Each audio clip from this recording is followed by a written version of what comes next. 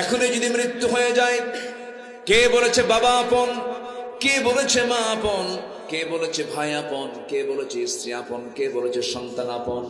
এক্ষুনি মরে যাব, সব আমার পর হয়ে যাবে। টান মেরে সব একসঙ্গে আমাকে ধরে নিয়ে 24 ঘন্টা বাজাবে না, তার আগে আমাকে কবরের দিকে নিয়ে চলে যাবে। কবরের সহায় দিবি, বাঁশ চাপা দিবি, মাটি চাপা দেবে। ওই যে বিদায় নিয়ে আসবে, ওই যে আমার কাছ থেকে সবার দুনিয়ার সম্পর্ক মাইনাস হয়ে গেল, পৃথিবীর কোনো মানুষের সঙ্গে কোনো কানেকশন থাকবে না। দিন শেষে দেখা যায় আমার একমাত্র কেবলমাত্র বন্ধু একজন, তিনি আমার কে? আসতে বলবেন না, তিনি আমার কে? আল্লাহর কাছে গিয়ে যদি সম্মান পেতে চাই, আমাকে আপনাকে ডান দিকের কাজগুলো করতে হবে, ডান পন্থের অন্তর্ভুক্ত হতে হবে। আমাকে আমল নামাগুলো মজবুত করে নিয়ে যেতে হবে। আল্লাহ রাব্বুল আলামিন সেই আমলগুলোকে সুন্দর করার জন্য, ঈমানকে মজবুত করার জন্য একটা গ্রন্থ দিয়েছেন। আর এই গ্রন্থের একটা প্র্যাকটিক্যাল বাস্তব রূপ যাকে দিয়েছেন, মডেল বানিয়েছেন, তিনি হচ্ছেন মুহাম্মদ সাল্লাল্লাহু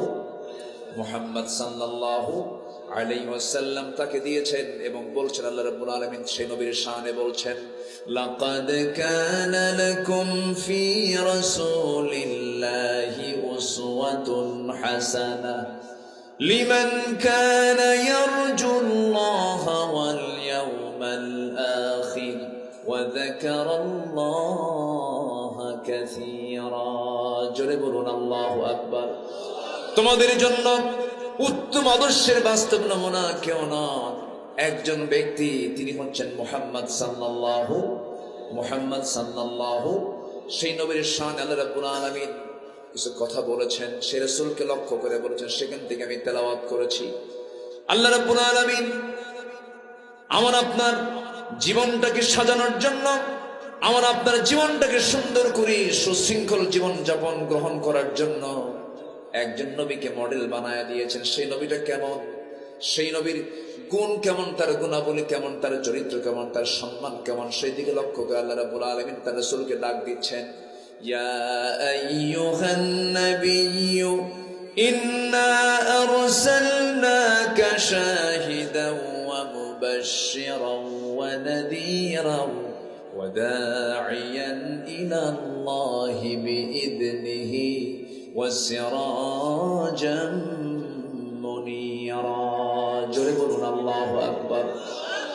আমার আল্লাহ তাআলা সব নবীকে নাম ধরে ডাক দিয়েছেন, সব পয়গম্বরকে হরফে নিদা প্রয়োগ করে ডাক দিয়েছেন, বলেছেন, ইয়া আদম উসকুন আনতা ওয়া যাওজুকাল জান্নাহ ওয়া মা তিলকা বিয়ামিনিকা ইয়া মূসা ইয়া ইয়াহইয়া খুযিল কিতাবা বিকুওয়া ইয়া ইব্রাহিম ইয়া ঈসা ইয়া যাকারিয়া।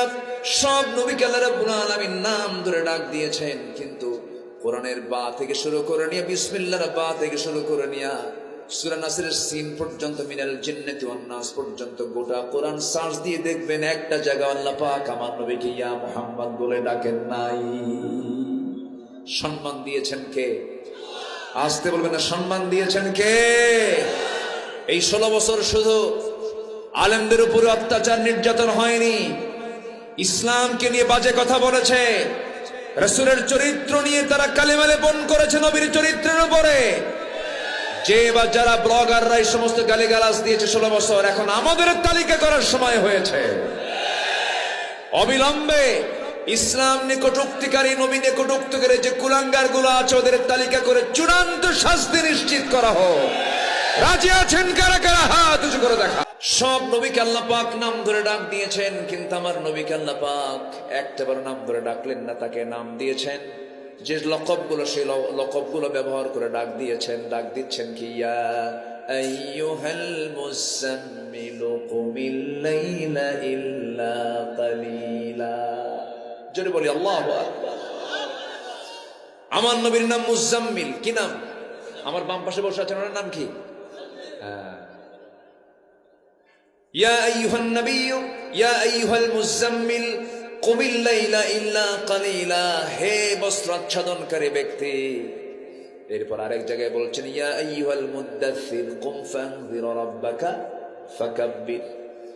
আরেক জায়গায় ডাক দিচ্ছেন, ইয়া আইয়ুহার রাসূলু وبلغ ما أنزل إليك আরেক জায়গায় সুন্দর করে তার নাম নিচ্ছেন কিন্তু সিফাত বাদ যাচ্ছে না মুহাম্মাদুর রাসূলুল্লাহ ওয়াল্লাযীনা মাআহু আশিদ্দাউ আলাল কুফফারি রুহামাউ বাইনাহুম জোরে বলুন আল্লাহু আকবার আরেক জায়গায় বলছেন ওয়ামা মুহাম্মাদুন ইল্লা রাসূল قد خلت من قبله الرسل জোরে বলুন আল্লাহু আকবার যেখান থেকে তেলাওয়াত করেছি সেই জায়গায় আল্লাহ পাক বলছেন ইয়া আইয়ুহান নাবিয়্যু ইন্না আরসালনাকা শাহিদান ওয়া মুবাশশিরান ওয়া নাযীরান ওয়া দা'iয়ান ইলা আল্লাহি বিইذনিহি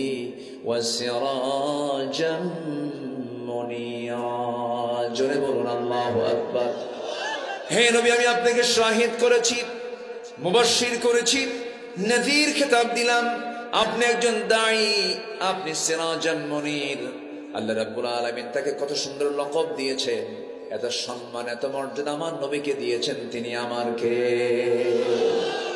আল্লাহ রাব্বুল আলামিন বলেন উদউ ইলা সাবিলি রাব্বিকা বিল হিকমাতি ওয়াল মাউইযাতিল হাসানাহ وجادلهم بالتي هي أحسن إن ربك هو أعلم بمن ضل عن سبيله وهو أعلم بالمهتدين جنبنا الله أكبر سورة النحل آيات نمبر 1 to 5 125 নম্বর আয়াত আল্লাহ পাক রাসূলকে স্পেশালি এক বচন শব্দ প্রয়োগ করে বলছেন হে রাসূল আপনি দাওয়াত দিন আপনার রবের পথে প্রজ্ঞার সাথে উত্তম নসিহতের মধ্য দিয়ে সুন্দর করে আপনি কালিমার দাওয়াত দিন আমার নবীজির দাওয়াতের পদ্ধতি এত সুন্দর ছিল যে ওমরের মতো একজন ক্ষিপ্র মেজাজি মানুষ রাসূলকে মারার জন্য রওনা দিয়েছে সেই ওমরে ফারুক